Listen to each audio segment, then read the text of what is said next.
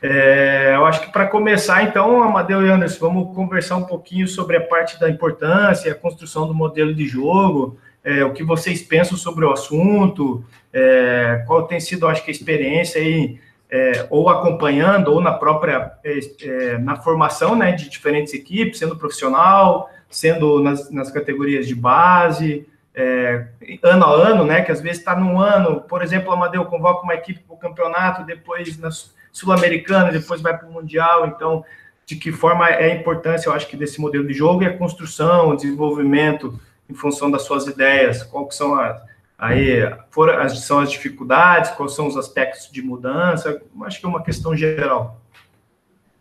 É um prazer muito grande e um orgulho muito grande estar participando desse processo de formação, né? A gente levar a discussão, o debate do futebol para todo mundo e, sobretudo, para o nosso Brasil. E hoje a gente tem acesso a essa informação de forma gratuita e isso é muito positivo. E disseminar conhecimento, dividir, a gente trocar, a gente aprender, isso é fundamental para o esporte e, sobretudo, para o futebol. Falar um pouquinho da minha experiência a respeito da minha construção, do meu histórico com o modelo de jogo, porque eu tenho alguns anos de estrada, né, são quase 30 anos trabalhando com o futebol, como treinador, né, e tive mais alguns anos como atleta, uma carreira curta. Então, quando eu entrei para trabalhar, eu tinha ideias, mas essas ideias eram oriundas de copiar do que eu vi dos meus treinadores, sem nenhuma fundamentação. O curso de Educação Física foi me dando uma ideia de como organizar essas ideias, dessa fundamentação toda, mas eu não tinha o hábito de sistematizar esse conhecimento, que eu acho que é uma dificuldade que nós sempre tivemos aqui em nosso país, e sobretudo no futebol. E ao longo dos anos eu fui tendo, né, uma leitura maior e comecei a cruzar com os jovens, né?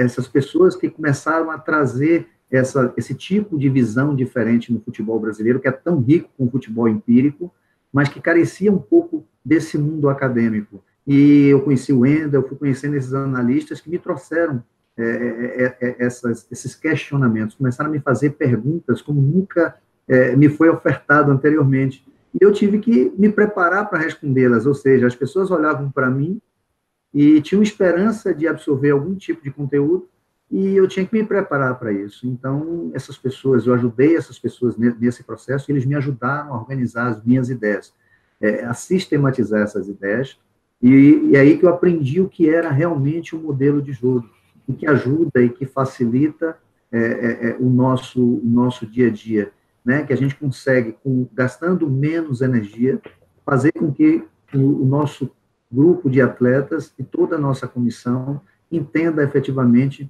o que é que a gente quer propor, né? E isso me levou a um caminho muito positivo, que fez essa trajetória até chegar onde eu estou hoje. Lógico que de passagem, outras pessoas estarão daqui a pouco nessa mesma cadeira que eu estou, né? Mas me ajudou bastante a construir essas ideias. E agora, mais maduro, entendendo esse processo, para trabalhar na seleção, fica muito mais fácil, né? Apesar do tempo ser diferente, eu tenho que já criar novas adaptações de como construir rapidamente esse modelo de jogo. Não é isso, Anderson? Você que tem me ajudado toda a equipe na seleção, a gente sabe que os dias são muito curtos, né? Nós temos, às vezes, 2, 3 dias para a gente fazer com que todo o grupo entenda o que a gente quer, atletas oriundos de clubes diferentes, né, de locais e de culturas diferentes, né? Verdade. Também, na mesma linha, agradecer a todo mundo do Futebol Interativo pelo convite e pela oportunidade que vocês dão a todo mundo de poder participar gratuitamente do debate. Assim. Legal. Então, tem uma parte, eu acho que muito importante que o Amadeu comentou, e que eu acho que isso acaba acontecendo, e não é de agora, né, no futebol. Vamos dizer assim, o empirismo e o estudo, vamos colocar. E o estudo eu não digo acadêmico. Quando eu falo estudo, é acadêmico, é livro, é ver jogo, é conversa, porque o que a gente está fazendo é troca de conhecimento, né? Então, isso não deixa de ser um estudo, né? Então, estudo é você estar observando e conversando a todo momento, e lendo, e vendo, né? Então, acho que são vários tipos de estudo. E essa importância do empirismo, né? Como o Madeu falou, na construção.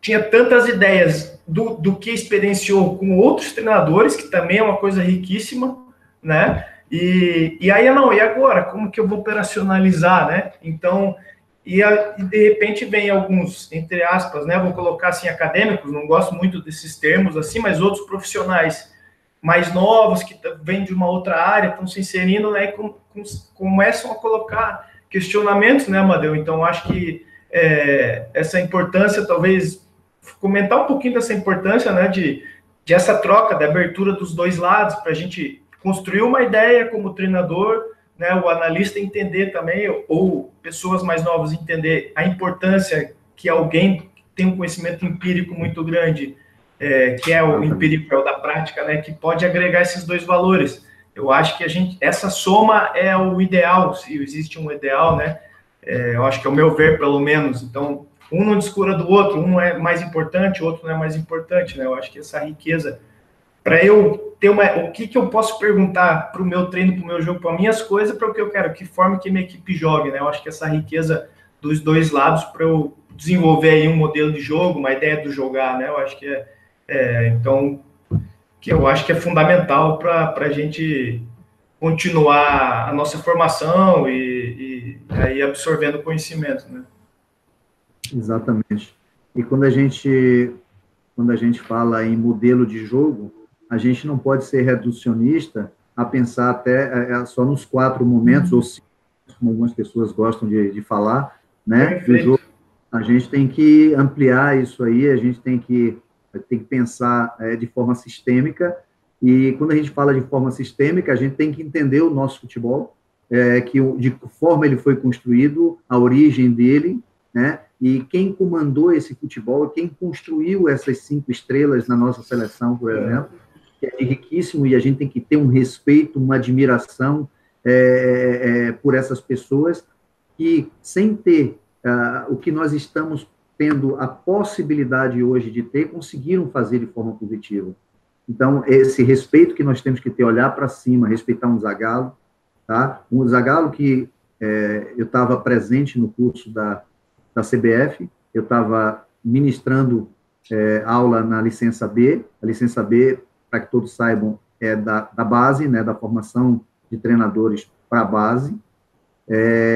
O Zagallo foi ser homenageado, e nesse dia eu dei a sorte de estar ministrando a aula.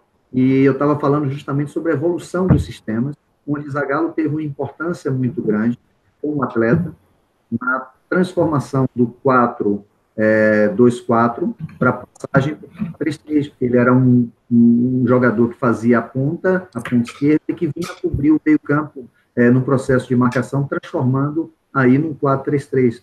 E eu contando essa história, ele chega, e ele acabou dando, sem saber que eu estava falando sobre isso, ele deu uma aula para todos nós, com a vivência, com a prática dele. E mais surpreendente ainda foi ele se emocionar e dizer que a gente estava fazendo ali, ele não teve a oportunidade de fazer enquanto treinador, e que ele admirava isso, e que se ele tivesse possibilidade, ele estaria sentado na sala junto com a gente. Então, uma demonstração de humildade e de sabedoria, sobretudo. Só para finalizar esse assunto, assim, de vez em quando vocês vão ver olhando aqui para o lado, porque às vezes eu vou anotando algumas coisas para não perder. Confesso que eu estou fazendo igual aqui. A gente conversando muito sobre isso entre a comissão aqui do Náutico, que o preparador físico nosso aqui falou uma coisa bem interessante em relação a isso. Eu concordo muito, eu acho que é uma coisa que vem mudando assim um pouco no futebol, por isso que vem tendo essa, entre aspas, evolução, assim. A gente conhece muita gente que trabalha no meio, eu passei por vários treinadores que entendem muito de futebol, muito mesmo, assim, tem muitas ideias embutidas, tem muita experiência vastíssima, assim, mas ele não consegue colocar tanto em prática aquilo que ele tem como ideia, e eu acho que a parte do treinamento esportivo é que está fazendo diferença hoje. O cara que consegue ter a ideia e tem o conhecimento de treinamento, ele consegue sistematizar isso e consegue colocar em prática nos treinamentos. Às vezes ele não entende mais de futebol do que várias pessoas que eu trabalhei, e eu vi o conhecimento de futebol assim riquíssimo, mas não conseguia colocar aquelas ideias que ele debatia nos bastidores no dia a dia de treinamento. E o treinamento esportivo ajudou muito isso. Foi até o Aron, o preparador físico nosso, que falou isso, e eu concordo muito passei a concordar muito e refletir muito sobre isso. E eu acho que é uma coisa que vem mudando, e muitos, vamos botar entre aspas, já que você não colocou, não gostou de falar da palavra acadêmicos, muitos acadêmicos estão entrando no mercado e conseguiram auxiliar muito nesse processo de treinamento e colocando as ideias no mesmo processo, conseguindo sistematizar isso de uma forma mais legal, assim. Eu vejo por esse lado. É a colaboração conjunta, né? Eu Sim, acho que sim. é a colaboração conjunta que sempre é a soma, né? Na soma a gente sempre chega, eu acho que num lugar melhor, né? E comentando até no que o Amadeu tinha comentado, que do reducionismo, que acontece muito ao modelo de jogo, muitas vezes pensa em estrutura, ou esse termo também é muito trocado, né? Estrutura, o sistema, ou plataforma, mas quando eu falo estrutura, digamos, 1-4-4-2, então, ou esquema, ou não sei, mas ou só nos momentos de jogo, né? O modelo de jogo é algo muito maior, né? Sim. Então, é a cultura que a gente estava conversando até no off aqui, o quanto que faz diferença a cultura quando um jogador vem de um outro país, de uma outra cidade, ou é mais pobre, é mais rico, né? Uma criação, eu acho que é o objetivo do clube. Se eu chego, o Amadeu chega num clube como treinador, tem essas ideias, mas os jogadores podem assimilar de uma forma ou de outra. Se ele também não em alguns momentos, não, eu tenho esses jogadores e fazer uma modelação, uma mutação dessas ideias. Então, o modelo de jogo é algo que abraça o clube, abraça a sociedade, né? Abraça as ideias do treinador, que é como base, mas as características do jogador, aquela aceitação, né? Então, eu quis aí, eu acho que destacar essa parte que o Amadeu tocou, que é muito importante também para sair dessa ideia, não, o modelo de jogo é só o jogo ali, não, né? É algo muito maior. E o jogo representa a sociedade toda, se for pensar, né? Então, também é a nossa cultura, como o Amadeu se referiu, acho que o que foi sempre o nosso futebol, qual que é a raiz do nosso futebol, e o modelo de jogo, aí a parte da nossa modelação tática, é o que a gente potencializa o que a gente tem de bom, né? Nunca castrar, mas é o tal, acho que como que a gente potencializa o que a gente já tem de bom? Acho que essa pergunta que todo mundo aí deve se fazer um pouquinho, né? E essa parte que o Anderson comentou, acho que da sistematização, esse também eu acho que é um grande desafio, né? Que, como se falou, muitos treinadores às vezes sabem muito e conhecem, mas como eu vou operacionalizar? E essa operacionalização é algo muito cuidadoso, né? Porque todo mundo sabe montar muitos exercícios, não tenho dúvida. Sim. Quem trabalha com futebol sabe montar 800 exercícios se tiver que montar, né? Mas aquele exercício para realmente o que está propenso a acontecer, o que eu quero que aconteça, que é as minhas ideias, que os jogadores assimilam, isso acaba sendo até uma arte, né? Um desafio muito grande, né? Para representar, expressar aquilo que eu quero no campo, daquilo que eu estou pensando, né? Então, acho que também, às vezes, é um gap e um desafio grande, né? Por isso que essa soma das pessoas, da comissão, do acadêmico, que seja, dos profissionais que estejam ali, eu acho que é muito importante. Eu acho que o contexto é muito importante também. Eu acho que a Amadeu pode falar mais do que eu sobre isso, porque, por exemplo, a gente começou o ano aqui que a gente tinha 10 dias de treinamento e que tinha que estar a parte física totalmente adaptada com a parte do modelo para potencializar o atleta para a gente entrar 10 dias depois numa decisão de mata-mata. Então, o Amadeu sofre muito com isso e a seleção sofre muito com isso. Por exemplo, como você vai avaliar uma primeira convocação se a gente treina 4 sessões de treino para ir para um amistoso, digamos assim? Como potencializar isso? Aí você vai. Tem todo o contexto, não tem uma fórmula de como sistematizar o modelo, é todo um contexto que tem que ser avaliado para saber como fazer, de que modo passar o conteúdo, como dividir esse conteúdo e como, às vezes, muitas convocações que a gente passa, a gente fala, a gente tem 6 conteúdos aqui que a gente não vai conseguir, não tem jeito, a gente vai ter que selecionar 3 mais importantes agora, para numa próxima a gente pensar em outros 2 ou 3, e isso é tudo contexto. Acho que o contexto é fundamental. Não adianta você vir com teses e que não, com 15 dias, 3 meses de trabalho, 1 ano, não. Depende do contexto onde você está inserido para você conseguir aplicar aquilo que você quer. Compreender o contexto, né? Exatamente. Acho que sim. Tentando trazer isso para a minha realidade hoje na seleção. São 3 anos e 4 meses, quase 3 anos e meio, de muito aprendizado. E acho que ainda estou aprendendo. Acho que trabalhar na seleção exige um trabalho de médio e longo prazo, não pode ser um trabalho a curto prazo, porque você não consegue entender. É muito difícil entender e fazer uma equipe jogar. Imagine que a gente está com as minhas ideias, as ideias centrais do treinador, tá? No caso da seleção brasileira, sub-20, mas que já passou pela 17 e que já andou pela 15 junto com o Guilherme no período, e a gente conseguiu estreitar muito porque nós caminhamos juntos, todos os treinadores, inicialmente Micali, Amadeu e Guilherme, e depois Amadeu, Guilherme e Paulo Vitor, né? Então a gente conseguiu estreitar bastante e tivemos o suporte do professor Tite nesse aspecto, tá? Então a gente primeiro cada um tem sua ideia própria, as ideias, mas respeitando as particularidades. Vamos lá, que particularidades são essas? Características dos melhores jogadores que você tem naquela geração. A seleção brasileira, historicamente, que tipo de jogo nosso torcedor se identifica? Não adianta eu só ganhar e não deixar um legado, não deixar jogadores que subam de categoria. Então, do 15 para o 17, do 17 para o 20, do 20 para a Olímpica, da Olímpica para a principal, esse é um desafio muito grande. Então, além da gente pensar em modelo de jogo, com as ideias centrais do treinador, respeitar as características do seu país, respeitar as características do seu povo, ou seja, que tipo de jogo o nosso torcedor gosta. A imprensa, ela vai elogiar ou ela vai criticar, ganhando ou perdendo, isso tudo faz parte, então todo mundo está inserido, os nossos dirigentes, que tipo de jogo eles gostam, então a gente tem que ter uma ideia central, certo? Também atender todas essas necessidades e, consequentemente, atrair o público externo, porque o que é que se espera da nossa seleção no mundo todo? Quando as pessoas sentam para assistir a seleção brasileira fora do país, ligam a televisão, ou vão assistir a seleção principal ou de base, ou vão ao estádio, o que é que eles esperam do nosso jogador? O que é que eles esperam da nossa seleção? Então, a gente vai para um jogo, as pessoas querem ganhar, mas a gente não pode deixar de perceber e entender que também faz parte de um espetáculo. E quanto mais atrativo seja, mais emprego renda nós vamos gerar. E a gente vai atrair mais público.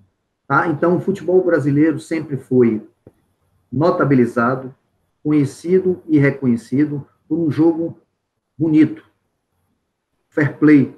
Sempre foi a cara do jogo brasileiro. Logicamente, respeitando as regras do jogo, tudo isso, e vencendo. Então, tudo isso que eu estou falando, a gente tem um objetivo, vencer. Mas vencer com que DNA? Que DNA que a gente quer vencer? Então, essas são as perguntas que a gente, ao longo desse processo, vai se respondendo. Em cima disso, a gente vai buscando os clubes que têm trabalhos mais próximos. Então, o que é que a gente é cobrado? O treinador é cobrado, e, sobretudo, o treinador da seleção brasileira é cobrado por vitórias. Mas ele é cobrado por vitórias e, ao mesmo tempo, ele é cobrado pelo DNA do futebol brasileiro. O DNA do futebol brasileiro, ele é conhecido e reconhecido no mundo como futebol bonito, como jogo que encanta.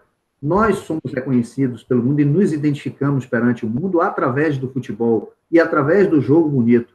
Então, a gente tem que trazer esse jogo bonito, acoplar, adequar a competitividade aos sistemas mais modernos de jogo, às ideias mais centrais, modernas de jogo. A gente não pode jogar como jogávamos nos anos 60, 70, de forma espaçada, de forma romântica, mas a gente pode jogar em alta intensidade e com a técnica extremamente refinada, que, aliás, essa técnica refinada é que vai trazer a velocidade e a beleza do jogo, com isso, tudo isso com bastante competitividade.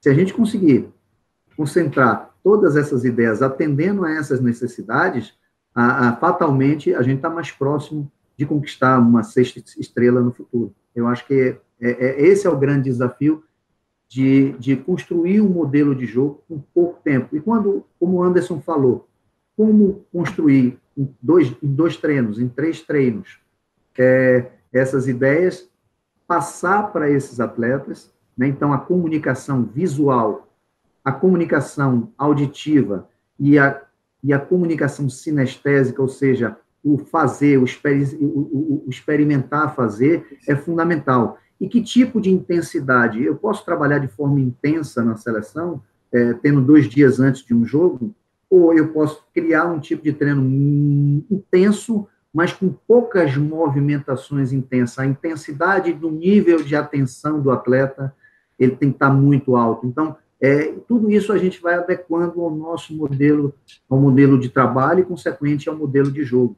Então, hoje eu me surpreendo quando a gente, com poucas informações, um vídeo que a gente manda anteriormente para o atleta, isso, a análise de desempenho, contribui bastante com esse processo, o quanto eles olham, assimilam essa informação, porque os clubes também já têm esse tipo de educação, entendeu? E quando eles vêm, a gente discute aquele material e a gente entra no campo com poucas informações, 1 hora e 15 de trabalho por dia, tá? A gente consegue fazer.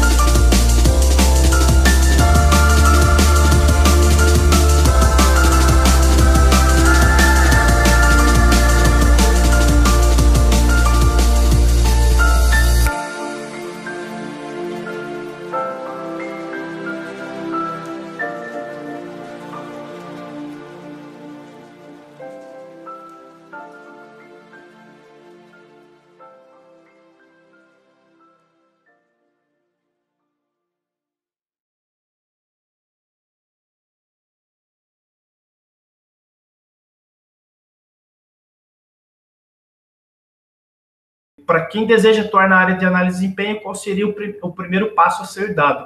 Para exemplificar, eu acho que para o pessoal, para deixar claro, então, a segunda parte que a gente vai começar a falar mais dessa observação, da análise, das nossas ideias do jogar, do nosso jogar, né? E essa importância da reflexão, tanto do treinador, quanto a ajuda do analista, que na minha opinião, aí eu coloco, né, particular, ele é mais um auxiliar do treinador, porque ele está ajudando no processo, né? Não quer dizer que é auxiliar direto e não quer dizer, não é auxiliar técnico, mas ele é uma parte da construção, né? Então, é analista de desempenho, mas ele faz parte da construção, por isso que também denomino, na minha opinião, ele também é um dos auxiliares nesse sentido. Então, só para exemplificar para o pessoal que a gente entrou numa segunda parte, e Anderson, fazendo o parênteses para a gente, por causa das perguntas ali, Ficou a 6, né? Isso, que perguntou o primeiro passo, né? Então, fazendo uma resposta pontual aí para dar um... É rápido. Assim, eu acho que fundamental do analista é ele entender o jogo. Ele tem que entender todas as variantes do jogo, estudar bem o jogo. Ele tem que ser... hoje em dia, a palavra análise de desempenho se impregnou e muita gente quer dizer que é analista tático e várias nomenclaturas que eu acho que ele é um grande suporte para a comissão e ele tem que entender do jogo. E eu sempre falo para as pessoas que me encontram, eu falo, tudo que você acha que é certo e errado, a gente até debateu isso, né, Maicon, da outra vez, tudo que você acha que é certo e errado no futebol, se você quer atuar como analista, você tem que não esquecer isso, mas deixar um pouco de lado, e a primeira coisa que você tem que entender é a cabeça do treinador que você está trabalhando no momento, para aí você conseguir, com seu conhecimento teórico, você entender o que ele faz e tentar arrumar soluções para problemas e tentar potencializar aquilo que ele quer da melhor forma possível. Você é o grande parceiro e o grande suporte daquilo que o treinador quer. Então, se você acha que a linha de 4 tem que temporizar numa transição defensiva, dane-se porque você acha. Você tem que saber o que o treinador quer, o que ele acha de importante e tentar arrumar soluções, até questionar em alguns momentos, criar soluções também para aquilo que você acha que ele entende, mas você ter o conhecimento teórico e ter o entendimento do futebol é fundamental para você discutir mostrar embasamento e arrumar soluções junto com ele para determinadas situações. E hoje, eu vejo o analista como um cara muito mais qualitativo. Eu trabalho pouco com partes de números e eu até tenho alguns relatórios interessantes aqui de números para mostrar. Eu acho que você consegue... Os números e o vídeo são dois postos do analista. Eu vejo como a parte de computador, assim, se me der eu falo abertamente que eu não tenho nada... Se me der um computador hoje para formatar, eu acho que eu não sei formatar um computador. Mas eu sei manusear as plataformas e tudo aquilo que vai potencializar o meu trabalho para ajudar no treinador. E eu acho que isso é o nosso suporte, os dados e a parte de computação e de programas de edição e programas juntar o quantitativo com o qualitativo. Esses softwares que a gente usa hoje em dia, eles são suporte para a nossa visão de jogo, nossa leitura e nosso conhecimento teórico sobre o futebol. Suporte do conhecimento, né? Isso. Então, eu não sei se eu consegui resumir bem a minha ideia, mas eu acho que o analista tem que buscar o conhecimento do futebol. Ele sabendo as diretrizes que o futebol tem, as variantes que aquilo ali pode causar, entendendo várias cabeças diferentes, eu acho que já é o primeiro passo para ele começar a interagir. Eu acho que eu vi uma palestra do Baquete, do Atlético Paranaense, que ele até fala: o analista com o papel e a caneta, ele faz um belo relatório. O analista, que eu ia falar agora. Com o celular, ele tira fotos e qualifica aquele relatório, botando imagens. Com a filmadora, ele filma e qualifica mais ainda. Então, o que importa, então, nisso aí é a visão tática, a leitura de jogo e o suporte que ele pode dar para o treinador, independente da forma que ele vai projetar isso ou, sei lá, ele vai passar isso. É que às vezes está uma preocupação tão grande atualmente, porque a tecnologia está tão aí facilitada, digamos assim, e a gente esquece que só isso aqui já é o suficiente para tudo, né? Então, bom que o Anderson já respondeu a pergunta do Ramon e também já comentou várias coisas desse, digamos, bloco que a gente está comentando. Então, que realmente tudo isso suporta o conhecimento, né? Se você não tem conhecimento de praticar, de errar, de ler, de ver jogo, de analisar, de se perguntar, muitas vezes, perguntar o jogo, perguntar a todo momento, ou e questionar. A ferramenta ali, se questionar, né? Amadeu, não sei se quer comentar alguma coisa, complementar, e através dessa parte, eu acho que da reflexão aí ao longo do tempo, ou até com próprias relações com o analista, essa reflexão tua mesmo, às vezes, na própria seleção, de cada vez que monta uma equipe, olha, igual você falou, que às vezes você se desfaz de um jogador muito bom, ou não escolhe porque em prol do coletivo, né? E às vezes uma ideia que você... Não, eu tinha muito essa ideia, eu tive que dar uma adaptada assim, porque talvez já a minha saída de bola daquela forma já não correspondia, por exemplo, né? Que acontece muito. Eu tenho uma experiência muito positiva com a análise, né? Eu sempre fui um treinador que não tinha recursos, ou seja, a gente não tinha essa figura no futebol do analista. Nós íamos para as competições e eu passava o dia nas competições assistindo a todos os adversários, aquelas competições de base, né, onde tem jogo todo dia, ou jogo dia sim, dia não, ou às vezes você tem cidades diferentes como Copa São Paulo, e eu ia fazer essas observações, anotava todas as características individuais do atleta, sistema, desenho, variações, principal jogada, ponto vulnerável, dificuldades desses atletas. Então, eu fazia tudo isso. Depois, quando eu passei a ter o recurso da filmadora, né, então eu passei a comprar de alguma pessoa que estava filmando, ou levava de alguém, eu não tinha, e eu passava a madrugada, ou seja, eu jogava às vezes 8 da noite, 10 da noite terminava, chegava, jantava, tal, meia-noite, assim, que eu estava eu mesmo olhando, sem nenhum recurso de corte, de nada, anotando o tempo de cada jogada, para chamar um atleta ou outro, ou para mostrar para a equipe, para poder não passar o jogo todo, para não... um jogo todo para o atleta, imagine. sabe? Eu sempre fui, então, eu passava horas e horas. E quando eu fui a uma competição, eu conheci uma pessoa filmando o jogo, eu fiz, você é cinegrafista? E ele fez, não, eu sou analista. Eu disse, analista? O que é analista? E ele me contou, eu sentei com ele, ó, fiquei horas conversando. Os caras, você fazem isso tudo aí, entrega tudo de mão beijada ao treinador. Ele fez, e mesmo assim vocês ainda perderam para mim, cara. Aí fiz uma brincadeira, lógico, né? Porque realmente é deles, né? Eu disse, pô, vocês com esse trabalho todo, eu ganhei de vocês, e fiquei brincando, tem esse recurso, quem faz sou eu. E a partir daí, eu fui atrás dessa figura. Eu fui atrás dessa figura do analista, e o clube não tinha condição de pagar. E eu fui atrás dessa pessoa que eu conheci, tentei negociar preço, mas o clube não tinha condição de pagar. Então, eu olhei para dentro da casa. E lá dentro da casa eu encontrei o Wendel. Só ele, só isso. Exatamente. Né? E aí, cara, foi um casamento, né? Um casamento no sentido de um cara que se dedicou muito, que tinha um perfil muito parecido com o meu, doente por estudo, né?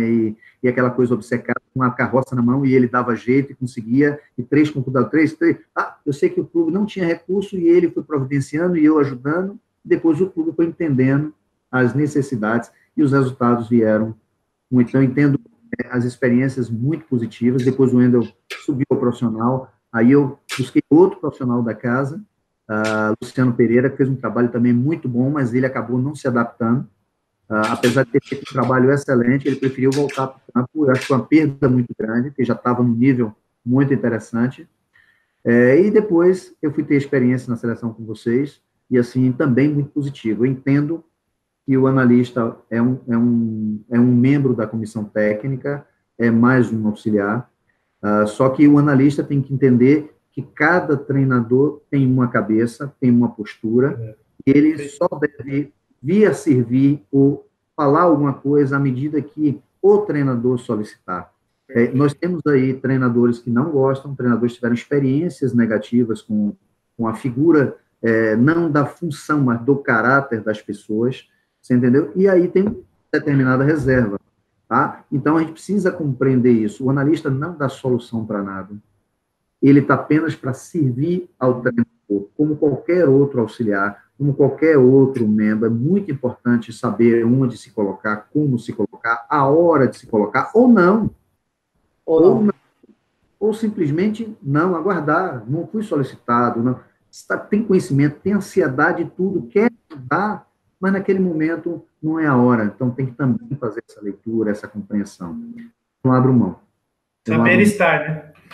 Exatamente, não abro mão. Eu quero que meu analista seja cruel. Eu quero, não é todo treinador, ou seja, eu acho que não, a minoria que é isso. Eu quero que meu analista seja cruel na análise de meu trabalho. Eu quero que ele filme meu treinamento e saiba qual é o objetivo do trabalho. Então, ele elabora o treinamento comigo, tá? Ele filma o treinamento e depois ele faz a análise do treinamento e me diz se alcançou o objetivo do treinamento ou não. E se não alcancei, ele pode me questionar, sim. Ele pode me questionar porque eu dou essa liberdade. Entendeu? Então, ele pode me questionar, dizer, qual o objetivo que você queria? Era esse não atingiu. Não atingiu por causa disso, me mostre por quê. A gente vai debater, vai discutir, entendeu? E a gente vai ter que elaborar um outro treinamento que atinja aquele objetivo. Às vezes a gente quer um objetivo e vai para outro. Eu já cansei de fazer treinamento. Então, preciso que ele consiga fazer essa leitura, que ele entenda exatamente quais são as minhas ideias de jogo. Ele tem que ser um casamento, por isso que ele tem que ser um auxiliar, diferente daquele analista de mercado.